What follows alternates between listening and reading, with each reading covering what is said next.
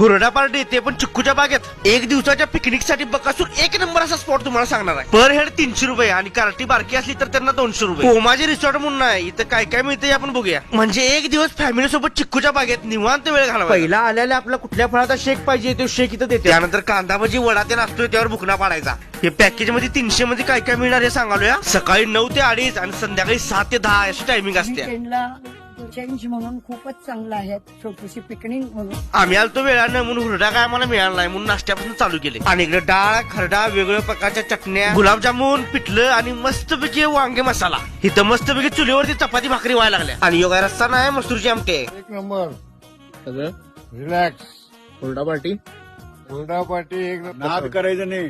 एक नंबर. एक नंबर आहे. बल्ले बल्ले.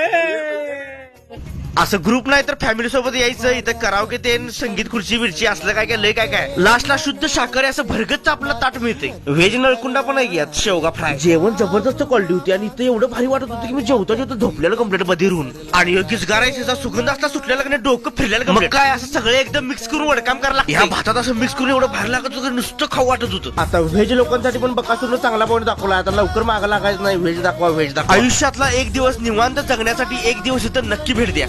पैसाનો વિચાર ન કરતા ખરેખર જીવનનો આનંદ માણવો હોય ખાવાનો આનંદ માણવો હોય તો અહીંયા આવો.